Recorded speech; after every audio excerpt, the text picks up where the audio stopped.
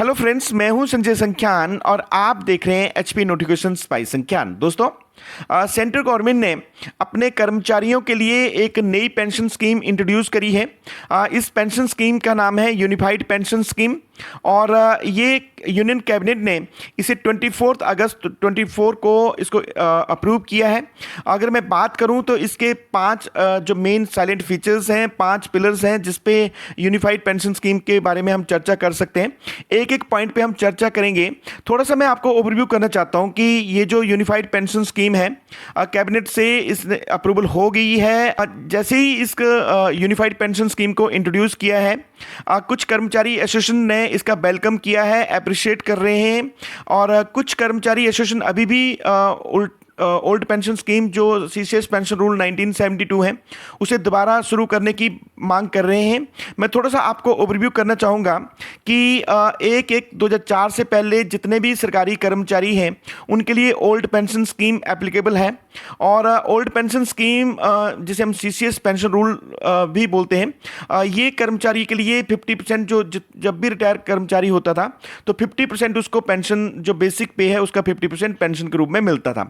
कर्मचारियों की ये जो पेंशन की लायबिलिटीज सेंट्रल गवर्नमेंट और स्टेट गवर्नमेंट के ऊपर बहुत ज़्यादा लग रही थी। उन्होंने एक नई पेंशन स्कीम को इंट्रोड्यूस किया 1/1/4 को सेंटर में और 15/5/2003 से स्टेट गवर्नमेंट हिमाचल प्रदेश में भी न्यू पेंशन स्कीम इंट्रोड्यूस हो गई है। उसके बाद कर्मचारियों को 10% कर्मचारी शेयर डाल रहे थे, 14% सरकार उसमें अपना शेयर दे रही थी और उसके बाद क्या होता था कि एनपीएस में कर्मचारियों को रिटायरमेंट के बाद 60% उनका कॉर्पस का मिल जाता था और 40% जो शेयर था उसमें से कर्मचारियों को जो वो अपनी एन्युटी परचेज करनी पड़ती थी। अब पेंशन क्या मिलेगी ये डिपेंड करता था कि कर्मचारी ने जो 7 तरह की एन्युटी प्लान उसमें न्यू पेंशन स्कीम में दे रखे थे उसमें से कौन सा प्लान वो कर्मचारी लेता है उसके ऊपर ही डिपेंड करता था कि कर्मचारी को पेंशन कितनी मिलेगी। हालांकि कर्मचारी मांग करे थे ओल्ड पेंशन स्कीम को कंटिन्यू करने के लिए, बट सेंट्रल गवर्नमेंट ने कर्मचारियों को एक पेंशन के लिए नया विकल्प दिया है। ये जो विकल्प है, इस विकल्प का नाम है यूनिफाइड पेंशन स्कीम। ये हालांकि कैबिनेट से अप्रूव हो गई है बट कर्मचारियों के लिए एप्लीकेबल होगी अप्रैल 2025 से। मींस अगले फाइनेंशियल ईयर 2025 में ये कर्मचारियों के लिए जो वो एप्लीकेबल हो सकती है। New pension scheme shall be optional for central government employees. देखिए, ये जो अभी यूपीएस है या जो यूनिफाइड पेंशन स्कीम है ये सेंट्रल गवर्नमेंट ने अप्रूव करी है, तो मीन्स ये सेंट्रल गवर्नमेंट के कर्मचारी हैं उनके लिए ही एप्लीकेबल होगी। हालांकि स्टेट गवर्नमेंट चाहें तो इस यूनिफाइड पेंशन स्कीम को अडॉप्ट कर लेंगे। अगर मैं बात करूं स्टेट गवर्नमेंट्स की तो महाराष्ट्र सबसे पहली स्टेट है जिसने यूनिफाइड पेंशन स्कीम को अपने कर्मचारियों के लिए अडॉप्ट कर लिया है। बाकी भी अगर स्टेट्स चाहें तो इस पेंशन को स्कीम को जो है अडॉप्ट कर सकती हैं। तो देखिए, मैं बात कर रहा हूं कि new pension scheme shall be optional for central government employees. ये बड़ी बात है कि मीन्स अगर कर्मचारी चाहें तो वो जो न्यू पेंशन स्कीम उनके लिए 1/1/4 के बाद एप्लीकेबल है उसमें कंटिन्यू कर सकते हैं। अगर वो चाहें कि यूनिफाइड पेंशन स्कीम को अडॉप्ट करना चाहते हैं तो ये ऑप्शनल है, वो इसको ऑप्शन दे सकते हैं और इस न्यू पेंशन के बाद जो है यूनिफाइड पेंशन स्कीम में जा सकते हैं। मैंने बात करी कि 5 जो बेसिक साइलेंट फीचर्स हैं, एक एक पे हम चर्चा करेंगे। पहला जो इसका फीचर है वो है एश्योर्ड पेंशन। मींस इसमें कर्मचारी को एक एश्योर्ड पेंशन देने के लिए जो वो बात करी गई है। दूसरा जो है कि इसमें एश्योर्ड फैमिली पेंशन, मींस कर्मचारी की डेथ होने के बाद जो कर्मचारी का परिवार है उसको एक एश्योर्ड पेंशन जो है वो इस स्कीम के तहत मिलेगी। एश्योर्ड मिनिमम पेंशन जो है वो ये थर्ड पिलर है। मींस कर्मचारी को मिनिमम इसमें एक 10,000 का अमाउंट रखा गया है कि कम से कम कर्मचारी को इसमें जो है वो 10,000 बेसिक पे के हिसाब से पेंशन मिलेगी। हालांकि एनपीएस में ये जो एक कंडीशन थी ये कहीं ना कहीं मिस हो रही थी। और फोर्थ है इन्फ्लेशन इंडेक्स। मींस कर्मचारी की, जैसे आप देख रहे हैं कि जैसे जैसे महंगाई बढ़ती है तो पेंशन जो वो कहीं स्टैग्नेट ना हो, तो इसलिए इन्होंने उसमें डियरनेस लीव के रूप में कर्मचारी को पेंशन के साथ एक इन्फ्लेशन इंडेक्स के तहत जो है वो डियरनेस रिलीफ को फिक्स करने की इसमें बात करी गई है। और लास्ट में जो इसमें एक मेन चीज़, और ये आज जो ओल्ड पेंशन स्कीम थी या न्यू पेंशन स्कीम थी उससे हटके एक और चीज़ जो यूनिफाइड पेंशन स्कीम में की है वो है lump sum payment amount. Means gratuity तो कर्मचारी को रिटायरमेंट के बाद मिलती है, चाहे न्यू पेंशन स्कीम थी चाहे ओल्ड पेंशन स्कीम है। बट यूनिफाइड पेंशन स्कीम में ग्रेजुटी के साथ साथ एक और लमसम अमाउंट जो कर्मचारी को जो इस पेंशन में मिलने वाला है। चलिए एक एक के ऊपर हम चर्चा डिटेल में कर लेते हैं। देखिए एश्योर्ड पेंशन, ये एश्योर्ड पेंशन क्या, एक जो पहला पिलर है उसमें बताया गया कि employees will get 50% of average basic pay drawn over the last 12 months before superannuation for a minimum qualifying service of the 25 year। देखिए इसमें यह बताया गया कि कर्मचारी को जैसे ही कर्मचारी रिटायर होता है तो उसके बाद 50% जो वो उसको पेंशन मिलेगी। बट इसमें दो कंडीशंस हैं कि जब 50% ऑफ द बेसिक पे कैसे मिलेगी, जो पिछले 12 मंथ हैं उनकी एवरेज ली जाएगी और कम से कम कर्मचारी की जो क्वालिफाइंग सर्विस है 25 ईयर होनी चाहिए। इसका मतलब ये हुआ कि अगर कर्मचारी की मान लीजिए 25 ईयर सर्विस नहीं है, मान लीजिए 10-12 साल उनकी अगर क्वालिफाइंग सर्विस है तो इसको प्रोपोर्शनेट जो है वो कर्मचारी को दिया जाएगा। और दूसरी बात यह कि पेंशन, जैसे अगर ओपीएस की मैं बात करूं तो वहां क्या होता था कि कर्मचारी जब रिटायर होता था तो उसमें कर्मचारी को जो लास्ट बेसिक पे थी वो या एवरेज 10 मंथ का जो अमोलमेंट था उसका एवरेज लेके जो भी बेनिफिशियल कर्मचारी के लिए होता था उसमें पेंशन लग जाती थी। बट यहाँ उस बिचावरी बेनिफिशियल की कंडीशन को हटा दिया गया है। यहाँ पे रखा गया कि कर्मचारी जो भी 12 मंथ की लास्ट एवरेज बैठेगी उसके हिसाब से कर्मचारी की जो बेसिक पे के हिसाब से पेंशन कैलकुलेट की जाएगी। चलिए एक एग्जांपल लेता हूँ। देखिए मैंने ये एग्जांपल लिया कि अगर कर्मचारी को उसकी 60,000 जो थी, अगर मान लीजिए बेसिक पे थी जब एवरेज जो 12 मंथ की, तो अब कर्मचारी को जो पेंशन मिलेगी वो मिलेगी उसका 50% मीन्स 30,000।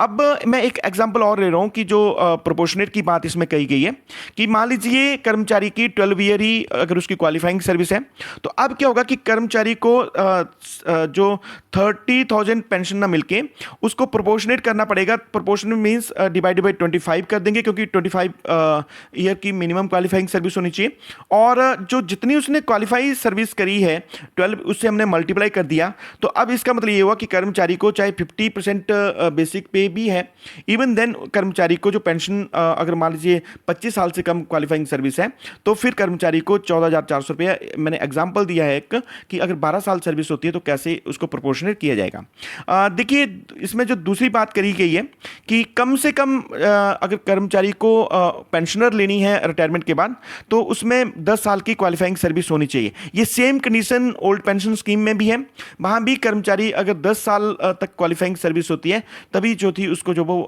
पेंशन जो वो मिलती थी। हालांकि एनपीएस में ऐसा नहीं है, उसमें जो भी उसने एन्युटी परचेज करी है उसी हिसाब से कर्मचारी को जो वो पेंशन मिलती है। तो ये था पहला पिलर। सेकंड पिलर पे हम बात करना चाहेंगे, ये है एश्योर्ड फैमिली पेंशन। ओके, तो मींस पहले तो हम बात कर रहे थे कि कर्मचारी रिटायर होता है तो पेंशन क्या मिलेगी, कितनी होगी, मिनिमम कितनी मिलेगी। दूसरा जो इसमें फीचर है वो है assured pension family pension. Means अगर कर्मचारी की ड्यूरिंग सर्विस डेथ हो जाती है या फिर रिटायरमेंट के बाद डेथ होती है तो फैमिली को मिलती है फैमिली पेंशन। ये फैमिली पेंशन का अमाउंट क्या होगा, तो इन्होंने लिखा at the rate of 60% of the pension of employ immediately before his or her demise. Means कर्मचारी की डेथ होने से पहले जो भी उसकी पेंशन बननी थी उसका 60%। तो ये टेक्निकली थोड़ा घुमा फिरा के लिखा गया, हालांकि इसका मतलब यही है कि जो 30% पहले ओल्ड पेंशन स्कीम में मिलती थी वही ये पेंशन का 60% मींस पेंशन ऑटोमेटिकली 50% है तो उसका 60% बन जाता है 30%। तो मींस कर्मचारी को जो भी कर्मचारी की बेसिक पे थी अगर उनकी डेथ हो जाती है तो फिर उसकी फैमिली को क्या मिलेगा, 30% ऑफ द बेसिक पे। तो ये मान के चल रहा हूं कि मान लीजिए अगर पेंशन बन रही थी उस कर्मचारी की 30, मैंने बताया था कि 60,000 हम बेसिक पे लेके चल रहे हैं कि लास्ट 12 मंथ की उसकी जो थी वो 60,000 थी, तो पेंशन मिलनी थी कर्मचारी को 30,000। बट अब यहाँ पे बताया गया कि 30 इसमें 60% ऑफ द पेंशन, तो मीन्स अब कर्मचारी की फैमिली को क्या मिलेगा, 30,000 का 60% मीन्स 18,000 रुपये। तो ये जो 18,000 रुपये भैया अगर हम सिंपली देखें कि 60,000 का अगर हम 30% कैलकुलेट करते हैं तब भी 18,000 का ही फिगर आता है। तो मीन्स जो ओल्ड पेंशन स्कीम में फैमिली पेंशन मिलती थी वही फैमिली पेंशन जो वो इस पेंशन स्कीम है इसमें कर्मचारी को मिलने वाली है। बट इसमें मुझे लग रहा है एक चीज़ जो मिस हो रही है कि अगर कर्मचारी की ड्यूरिंग सर्विस डेथ हो जाती थी ओल्ड पेंशन स्कीम में, या फिर कर्मचारी जब रिटायर होता था उसके विद इन 7 ईयर उनकी अगर डेथ हो जाती थी तो फैमिली को मिलती थी enhanced family pension, means 50% of the basic पे। तो जो 50% मीन्स फिर बढ़ी हुई पेंशन मिलती थी, ये चीज़ कहीं ना कहीं इस के लिए जो यूनिफाइड पेंशन स्कीम का एक कंपोनेंट है ये कहीं ना कहीं इसमें मिस हो रही है। चलिए तीसरा हम देखते हैं एश्योर्ड मिनिमम पेंशन, मीन्स ये थर्ड पिलर है यूनिफाइड पेंशन स्कीम का कि कर्मचारी को अगर उनकी रिटायरमेंट हो जाती है तो मिनिमम 10,000 जो वो पर मंथ उसको जो है वो पेंशन मिलेगी, प्लस इसके साथ साथ मिलेगा डियरनेस लीव। ये बहुत अच्छी बात है। ये अगर हम ओल्ड पेंशन स्कीम की बात करें तो कर्मचारी को उसमें 9,000 ही मिनिमम जो वो पेंशन मिलती थी, या फैमिली को जो पेंशन मिलती है वो 9,000 थी। अब इसको बढ़ा के इन्होंने 10,000 कर दिया है और इसके साथ जो मिलेगी डियरनेस लीव। तो ये यूनिफाइड पेंशन स्कीम का एक नई जो इसमें अच्छी बात हुई है। और अगर ये जो फोर्थ पिलर है इससे इन्फ्लेशन इंडेक्स। इन्फ्लेशन इंडेक्स का मतलब ये है कि जैसे आपको पता है महंगाई बढ़ रही है तो पेंशन तो अगर मान लीजिए उसकी पेंशन 30,000 बढ़ रही है तो परमानेंटली ये 30,000 ही रहेगी।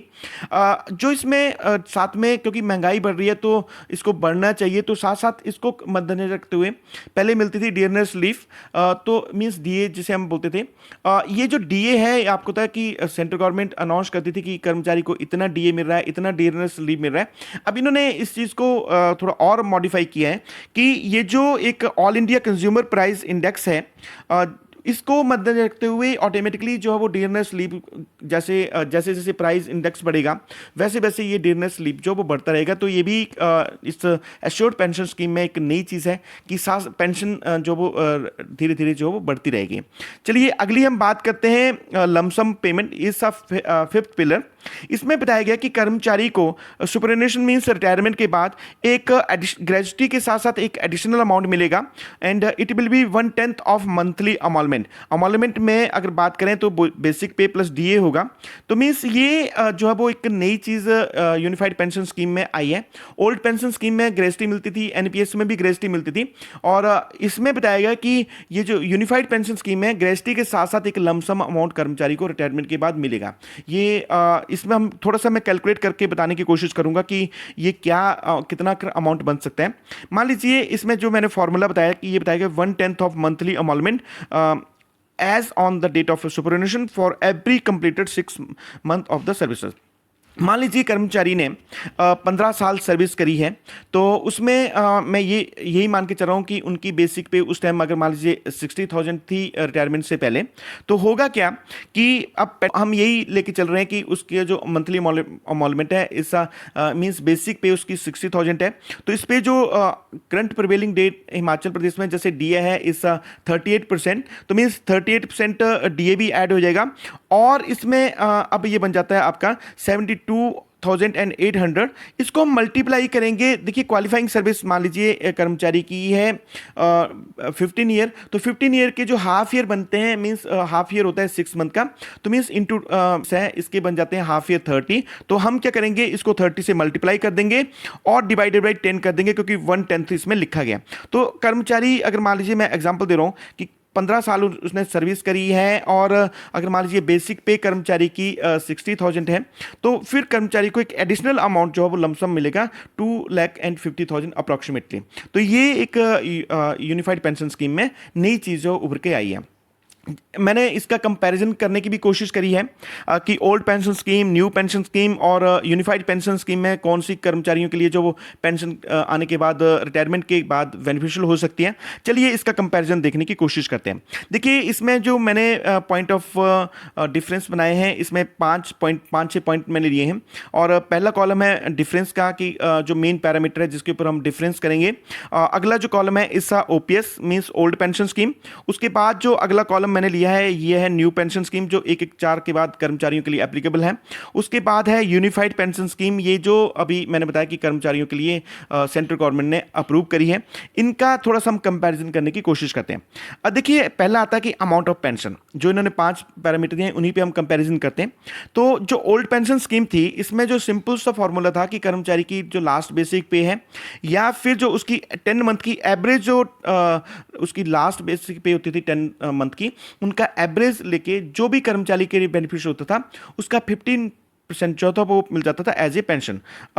मीन्स ये समझिए, फिर टेक्निकली क्या होता था कि कर्मचारी को जो भी कर्मचारी को बेस्ट लगे, लास्ट पे ड्रॉन या जो एवरेज अमॉल्टमेंट, उसमें से कर्मचारी के पास चॉइस होती थी, वो उसको ऑप्ट कर सकते हैं। बट ये जो एज सच जो न्यू पेंशन स्कीम में है, इसमें ये ऐसी कोई ऑप्शन नहीं थी कर्मचारी ने कौन सी एन्युटी ली है, क्योंकि एनपीएस में 7 तरह के एन्युटी प्लान है। जो कर्मचारी ने एन्युटी प्लान लिया है उस हिसाब से जो है वो उसको पेंशन बनती थी। ये जो यूनिफाइड पेंशन स्कीम है, कहीं ना कहीं इसमें भी 50% ऑफ अमॉल्टमेंट की बात करी गई है। बट यहाँ पे इन्होंने क्या किया है कि कर्मचारी को जो लास्ट 12 मंथ की जो उसकी बेसिक पे है उसका एवरेज के रूप में जो एक पेंशन देने की 50% पेंशन देने की बात कही है। इसमें जो मुझे लगता है थोड़ी सी एक ड्रॉबैक ये हो सकती है कर्मचारी के लिए कि मान लीजिए कर्मचारी की प्रमोशन होगी अभी रिटायरमेंट से 2 महीने पहले, तो अगर मान लो ओल्ड पेंशन स्कीम होती तो यहाँ पे कर्मचारी को पेंशन मिलनी थी ज़्यादा। बट यहाँ पे चूंकि हम लोगों ने 12 मंथ का एवरेज लेना है तो कहीं ना कहीं थोड़ी पेंशन इसमें रिड्यूस हो सकती है। दूसरा जो इसमें पैरामीटर मैंने लिया है वो है एश्योर्ड फैमिली पेंशन। तो देखिए, जो ओल्ड पेंशन स्कीम थी, कर्मचारी को जो बेसिक पे थी उसकी फैमिली को 30% बेसिक पे का एज ए फैमिली पेंशन मिलती थी। बट ड्यूरिंग सर्विस मान लीजिए अगर कर्मचारी की डेथ हो जाती है तो फिर उसकी फैमिली को जो वो एनहांस्ड फैमिली पेंशन मिलती थी, मीन्स 50% ऑफ द बेसिक पे। बढ़ा हुआ पेंशन कर्मचारी को ये की फैमिली को 10 ईयर तक मिलता था। या फिर पेंशनर की डेथ हो जाती थी तो जब तक उसकी एज 65 या 67 ईयर होती थी तब तक फैमिली को एनहांस फैमिली पेंशन 50% की रेट से मिलती थी। ये थी ओल्ड पेंशन स्कीम में। न्यू पेंशन स्कीम में ये तो मैंने बात ही कर दी कि ये डिपेंड करता है कि कर्मचारी ने कौन सा एन्युटी प्लान लिया है, तो ये एन्युटी की प्लान के ऊपर डिपेंड करता है। ये जो यूनिफाइड पेंशन स्कीम है इसमें बात करी गई है 60% ऑफ द पेंशन है, वही है कि 30% ऑफ द बेसिक पे बन रही है। तो मीन्स यूनिफाइड पेंशन स्कीम में भी 30% ही जो फैमिली पेंशन मिलेगी कर्मचारी की डेथ होने के बाद। तो इसमें एक चीज़ जो मेरे को लग रहा था यूनिफाइड पेंशन स्कीम में जो कहीं ना कहीं मिस हो रहा है कि जो अगर कर्मचारी की ड्यूरिंग सर्विस डेथ होती थी या फिर पेंशन आने के बाद 7 साल तक अगर कहीं डेथ हो जाती है तो फैमिली को एनहांस्ड फैमिली पेंशन 50% के हिसाब से मिलती थी, वो कहीं ना कहीं यूनिफाइड पेंशन स्कीम में हम लोग मिस कर रहे हैं। अगला जो मैं बात करूंगा वो है डियरनेस रिलीफ। ये डियरनेस रिलीफ क्या होता है कि होता क्या कि पेंशन तो एक बेसिक जो बेसिक पे है उस पर फिक्स हो जाती है, वो तो चेंज नहीं होती, एक बार फिक्स कर दी ना कोई इस पर इंक्रीमेंट लगती है। बट महंगाई के साथ साथ कर्मचारी को और जो पेंशन में थोड़ा इजाफा होता रहे तो उसके लिए क्या मिलता है, डियरनेस रिलीफ, मीन्स जिसे हम डियरनेस डीए भी बोलते हैं।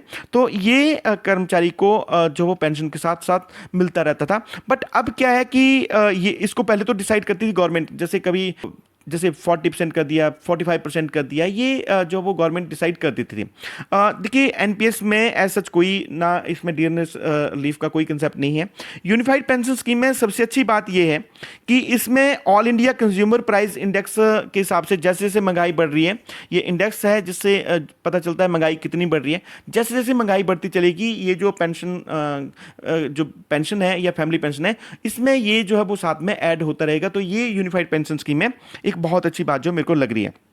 अगली बात हम करते हैं मिनिमम पेंशन। तो देखिए, ओल्ड पेंशन स्कीम में जो मिनिमम पेंशन थी ये 9,000 रुपया बेसिक पे प्लस डियरनेस लीव होता था। मैंने बात करी एनपीएस में ऐसा कुछ नहीं था, यहाँ डिपेंड करता है कौन सी एन्युटी प्लान लिया है। ये जो यूनिफाइड पेंशन स्कीम है इसमें अब 9,000 से बढ़ा के इसको 10,000 कर दिया गया है। ये यूनिफाइड स्कीम में मुझे लगता है कि अगर जिनकी पेंशन कम बन रही थी उनके लिए ये फायदेमंद होने वाली है। यूनिफाइड पेंशन स्कीम में 10,000 के साथ जो डियरनेस लीव है वो साथ में एडिशनल मिलेगा। बात करते हैं ग्रेजुटी की। तो देखो, ओल्ड पेंशन स्कीम में भी ग्रेजुटी मिलती थी, एनपीएस में भी ग्रेस्टी मिलती है, अब यूनिफाइड पेंशन स्कीम में भी ग्रेस्टी मिलेगी, तो ये ग्रेस्टी तीनों स्कीमों में कर्मचारी के ऊपर मिलती रहेगी। अगली हम बात करते हैं लमसम अमाउंट। एक लमसम अमाउंट में बात करूं कि ओल्ड पेंशन स्कीम में ग्रेस्टी ही मिलती थी, उसके साथ कोई लमसम अमाउंट नहीं था। हालांकि पेंशन को कम्यूट कराया जा सकता था 40% तक, बट वो एक किस्म से समझिए लोन ही होता था। कर्मचारी एडवांस में कम्यूट कराता था, 15 साल तक जो थी उसको फिर पेंशन कम मिलती थी। ये एनपीएस में ऐसा कोई कंडीशन नहीं थी। और यूनिफाइड पेंशन स्कीम में एक लमसम अमाउंट मिल रहा है। मैंने बता दिया कि 1/10 ऑफ अमॉलमेंट में ले रहे हैं, बेसिक पे प्लस साथ में डियर जो उसका डीए है, और साथ में मल्टीप्लाई कर रहे हैं जितनी क्वालिफाइंग सर्विस करी है उसको हाफ ईयर में कन्वर्ट करके। तो एक अच्छा खासा यूनिफाइड पेंशन स्कीम में एक अमाउंट जो वो मिलेगा। अगला जो मैंने पॉइंट लिया कि एम्प्लायर शेयर, आपको पता है कि 114 के बाद जैसे ही एनपीएस इंट्रोड्यूस हुई तो उसमें 10% कर्मचारी का शेयर कटता था, जो कॉपस बनता है जिससे पेंशन मिलेगी कर्मचारी को। तो 10% एम्प्लॉइज शेयर होता था, 14% एम्प्लायर दे रहा था। पहले ये 10 था, फिर 2019 के बाद इसको बढ़ा के 14% कर दिया है। ओल्ड पेंशन स्कीम में कोई इस तरह कंट्रीब्यूट करने की जरूरत नहीं है। बस अब यूनिफाइड पेंशन स्कीम में एक अच्छी बात किया करिए कि एम्प्लॉइज का 10% ही रहेगा। अभी प्रपोज्ड है कि ये जो एम्प्लॉयर शेयर है 14% से इसको बढ़ा के 18.5% जो कर दिया जाएगा। ये अभी तो जस्ट मैंने बताया कि कैबिनेट की अप्रूवल है, अभी इसकी डिटेल में एसओपी बनेगी। एसओपी आने के बाद ही पता चल बारे में चर्चा कर सकते हैं। लास्ट हर वर्ग की तरह लास्ट में मैं आपसे एक बार क्वेश्चन जरूर जानना चाहूँगा कि आपने तीनों old pension scheme, new pension scheme और यूनिफाइड पेंशन स्कीम के बारे में डिटेल में चर्चा कर ली। मैं आपसे बस इतना जानना चाहता हूँ कि कर्मचारियों के लिए कौन सी जो पेंशन स्कीम है बेनिफिशियल हो सकती है। Which pension scheme is best for employees, old pension scheme, new pension scheme या यूनिफाइड पेंशन स्कीम? अपना जो वो सजेशन आप कमेंट बॉक्स में जरूर दें ताकि मुझे पता चल सके कि कितना आप इस यूनिफाइड पेंशन स्कीम के बारे में समझ सकें। इसी तरह की वीडियो देखने के लिए अगर आप नए मेरे चैनल के साथ जुड़े हैं तो मेरे चैनल का नाम है एचपी नोटिफिकेशन बाय संख्यान।